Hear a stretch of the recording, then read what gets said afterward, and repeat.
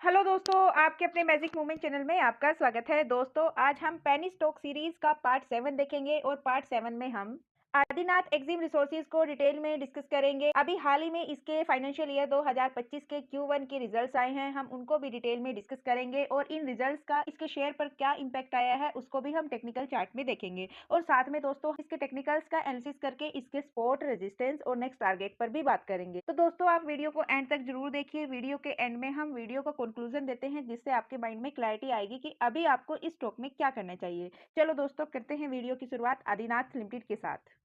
दोस्तों ये company business करती है फाइनेंस और इन्वेस्टमेंट्स का।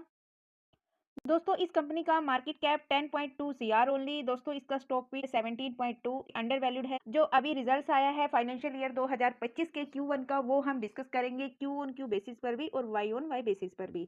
तो दोस्तों कंपनी की सेल 4% के साथ अप गई Y ऑन Y बेसिस पर। लास्ट जून में 0.26 थी और अभी 0.27। अगर बात करें Q ऑन Q बेसिस पर तो दोस्तों Q ऑन Q बेसिस पर भी इसकी सेल अप गई। और प्रॉफिट मार्जिन की बात करें तो 17% के साथ इसके प्रॉफिट मार्जिन अप गए Y ऑन Y बेसिस पर।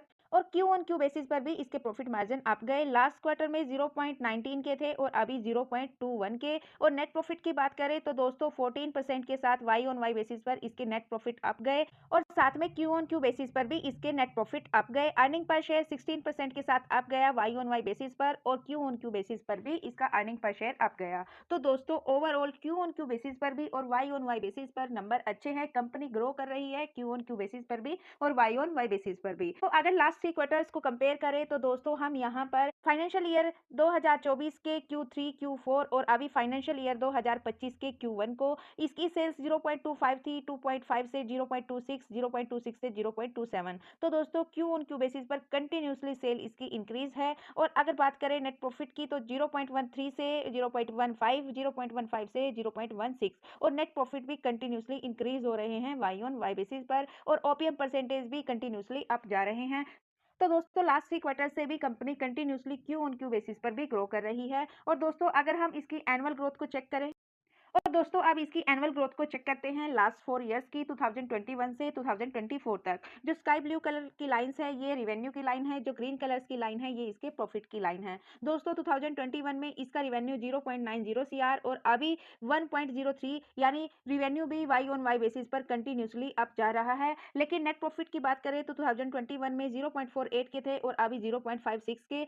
ओवरऑल तो नेट प्रॉफिट इंक्रीज है, लेकिन अगर 2023 से कंपेयर करें तो 24 में थोड़े से इसके नेट प्रॉफिट डाउन आए, यानी company Y on Y basis पर भी ग्रो कर रही है। और अब हम चेक करते हैं इसकी बैलेंस शीट। इस पर देखते हैं कितना डेप्ट है। तो दोस्तों हम इसकी बैलेंस शीट 2021 से 24 तक की चेक करेंगे। यहाँ पर इसके डेप्ट को देखेंगे। दोस्तों कंपनी के ऊपर डेप्ट नहीं है किसी भी ईयर में, कंपनी बिल्कुल डेप्ट फ्री है, जो कि कंपनी के लिए एक पॉजिटिव पॉइंट है।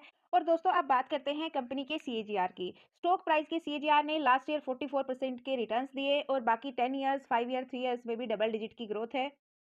और सेल्स ग्रोथ 2% के साथ अप गई लास्ट ईयर। लेकिन जो प्रॉफिट ग्रोथ का सीएजीआर है वो डाउन गया 23% के साथ लास्ट ईयर। और दोस्तों आप चेक कर लेते हैं इसके शेयर होल्डिंग पैटर्न को। दोस्तों इसमें इसके इन्वेस्टर्स की परसेंटेज देख लेते हैं। दोस्तों हम यहाँ पर जून 2022 से जून 2024 तक का डिस्कस करेंगे। यहाँ पर प्रमोटर 62.04% से अभी 62.04%, यहाँ पर प्रमोटर कॉन्स्टेंट बने हुए हैं अच्छी होल्डिंग के साथ। और दोस्तों सेकेंड इन्वेस्टर है इसमें पब्लिक की परसेंटेज 37.96% है और अभी भी सेम एज इट इज बनी हुई है। तो पब्लिक भी इसमें कंटिन्यूसली सेम बनी हुई है। तो दोस्तों प्रमोटर्स और पब्लिक को दोनों को ट्रस्ट है कंपनी के ऊपर। दोस्तों ये कंपनी फाइनेंस सेक्टर से बिलोंग करती है, ये इसकी पीयर्स कंपनी है। और अब कंपनी का स्कोर कार्ड चेक कर लेते हैं। दोस्तों कंपनी की वैल्यूएशन एवरेज है मार्केट की कंपैरिजन में और इसकी ग्रोथ लो है, लेकिन प्रॉफिटेबिलिटी इसमें हाई है। एंट्री पॉइंट एवरेज है, अभी कंपनी का शेयर ओवरबोर्ड जोन में नहीं है, अभी हम इसमें फ्रेश एंट्री कर सकते हैं। और कंपनी में कोई रेड फ्लैग भी नहीं है, जो कि एक कंपनी के लिए सेकंड पॉजिटिव पॉइंट है। और आप कंपनी में देख लेते हैं इसके वॉल्यूम्स और इसके रिटर्न्स। लास्ट 1 मंथ का एवरेज वॉल्यूम 2 के और लास्ट वीक का एवरेज वॉल्यूम 1 के और यस्टरडे ट्रेडिंग सेशन यानी फ्राइडे ट्रेडिंग सेशन का वॉल्यूम 3 के और टुडे ट्रेडिंग सेशन का वॉल्यूम 2 के। और कंपनी ने पिछले 5 साल में 188% के रिटर्न्स दिए, 3 इयर्स में 82% के, लास्ट 2 इयर्स में 12% के और लास्ट ईयर में 38% के। लेकिन 6 मंथ, 3 मंथ और 1 मंथ में इसने अपने इन्वेस्टर्स को नेगेटिव रिटर्न्स दिए। और बात करें इसके ऑल टाइम रिटर्न्स की तो दोस्तों जनवरी 2010 से अब तक इस कंपनी ने अपने इन्वेस्टर्स को नेगेटिव रिटर्न्स दिए, -51% के रिटर्न्स दिए और इस कंपनी के शेयर का जो लो प्राइस था वो 4 रुपये 70 पैसे, ऑल टाइम हाई इसका 52 रुपये 50 पैसे और अभी कंपनी ट्रेड कर रही है 23 रुपये 52 पैसे पर और आज भी कंपनी में प्रॉफिट बुकिंग आई है 3.96% के साथ डाउन है। ये कंपनी एक स्मॉल कैप कंपनी है जिसमें हाई रिस्क है। दोस्तों ये कंपनी का ऑल टाइम चार्ट है। यहाँ पर हम कंपनी के चार्ट के पैटर्न को देखेंगे और इसमें इसके वॉल्यूम्स को देखेंगे। यहाँ पर हम इस कंपनी को 2011 से अब तक के चार्ट में डिस्कस करेंगे और दोस्तों ये कंपनी 50 रुपये के प्राइस पर ट्रेड करती है जनवरी 2011 में और वहाँ से इसमें प्रॉफिट बुकिंग आती है और दोस्तों क्रैश होकर बिल्कुल जो स्टॉक है वो स्पॉट बनाता है अपना 10 रुपये पर। 10 रुपये से लेकर 25 रुपये के प्राइस तक कंसोलिडेट करता है, थोड़ा सा यू शेप रिकवरी करता है, 30 रुपये के प्राइस पर जाकर फिर से इसमें प्रॉफिट बुकिंग आती है और डाउन ट्रेंड के साथ अब ये स्पॉट बनाता है 5 रुपये का। लेकिन यहाँ से एकदम से वी शेप रिकवरी करता है और 40 रुपये के प्राइस तक जाता है। यहाँ से फिर प्रॉफिट बुकिंग आती है लेकिन इस बार अपना स्पॉट बनाता है ये 15 रुपये पर। यहाँ से भी सेम वी शेप रिकवरी करता है और 35 रुपये के प्राइस से इसमें फिर से प्रॉफिट बुकिंग आती है और अभी ये डाउन ट्रेंड के साथ 20 रुपये को स्पॉट बनाता है और अभी 20 से 25 के बीच में कंसोलिडेट कर रहा है। बाकी हम इसके टेक्निकल चार्ट पर इसके सपोर्ट रेजिस्टेंस के साथ इसके टेक्निकल चार्ट को डिस्कस करेंगे और दोस्तों वहीं पर हम इसके नेक्स्ट टारगेट की भी बात करेंगे। तो दोस्तों ये इसका टेक्निकल चार्ट है। यहाँ पर हम 2023 के जुलाई से लेकर अब तक के अगस्त तक के चार्ट को डिस्कस करेंगे। दोस्तों ये 2023 में मई से लेकर 2024 तक एक ही जोन में कंसोलिडेट करता रहा, 20 रुपये के प्राइस में कंसोलिडेट करता रहा, लेकिन यहाँ से ये इस रेजिस्टेंस को ब्रेक करता है और ये अपना यहाँ 38 रुपये के प्राइस तक जाता है, अपर सर्किट के साथ जाता है क्योंकि दोस्तों यहाँ पर कंपनी एएसएम लिस्ट में शामिल थी लेकिन यहाँ से फिर इसमें प्रॉफिट बुकिंग आती है तो दोस्तों यहाँ पर शेयर इसका डाउन जाता है और कंपनी एएसएम लिस्ट से भी बाहर हो जाती है। लेकिन यहाँ पर ये कंसोलिडेट करते करते जहाँ पर जिस रेजिस्टेंस को इसने ब्रेक किया था उसी को आकर अपना सपोर्ट बनाया 20 रुपये 18 पैसे पर और यहाँ से अब स्टॉक धीरे धीरे अपसाइड जा रहा है। इसके सपोर्ट भी अपसाइड मूव हो चुके हैं। और अब बात करते हैं जो इसके फाइनेंशियल ईयर 2025 के रिजल्ट्स आए हैं उनका क्या इम्पैक्ट आया इसके शेयर पर। तो दोस्तों आज इसमें गैप अप ओपनिंग होती है 25 रुपये कुछ प्राइस पर। तो दोस्तों वहां से जैसे आज मार्केट डाउन गई तो दोस्तों इसके शेयर में भी वहां से प्रॉफिट बुकिंग आई। तो दोस्तों अभी जो स्टॉक ट्रेड कर रहा है वो 23 रुपये 52 पैसे पर कर रहा है अपने सपोर्ट और रेजिस्टेंस के बीच में। तो इसका सपोर्ट रहेगा 20 रुपये 18 पैसे रहेगा और रेजिस्टेंस रहेगा इसका फर्स्ट तो 30 रुपये 21 पैसे, सेकेंड रेजिस्टेंस जो रहेगा वो 38 रुपये 55 पैसे और थर्ड रेजिस्टेंस इसका इसका ऑल टाइम हाई रहेगा। दोस्तों अभी अपने ऑल टाइम हाई से ये 55% डिस्काउंट पर भी है।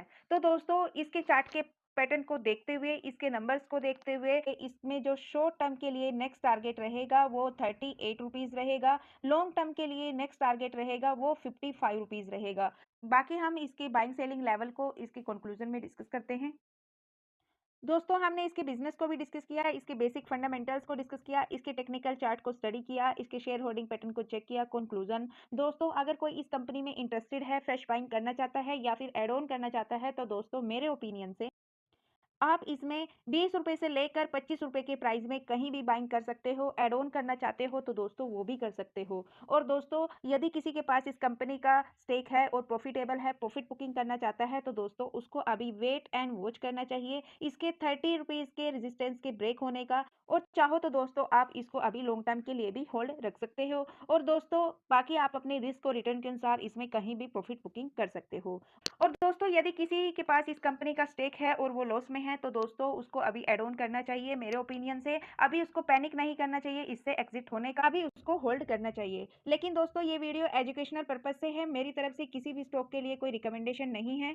तो दोस्तों ये था पेनी स्टॉक सीरीज का पार्ट 7 जिसमें हमने आदिनाथ एक्जिम रिसोर्सेज को डिटेल में डिस्कस किया, इसकी कंप्लीट स्टडी की। तो दोस्तों यदि आपको वीडियो पसंद आए तो वीडियो को लाइक कीजिए, शेयर कीजिए एंड कमेंट कीजिए। और दोस्तों यदि आप चैनल पर नए हो तो प्लीज़ चैनल को भी सब्सक्राइब कीजिए, बेल आइकन को प्रेस कीजिए। और दोस्तों यदि आपको वीडियो में कुछ कमी नजर आए तो प्लीज़ उसका भी फीडबैक दीजिए, कमेंट कीजिए। मुझे आपके फीडबैक और कमेंट का इंतजार रहेगा। दोस्तों मिलते हैं नेक्स्ट वीडियो में नेक्स्ट पेनी स्टॉक के साथ, तब तक के लिए बाय बाय दोस्तों।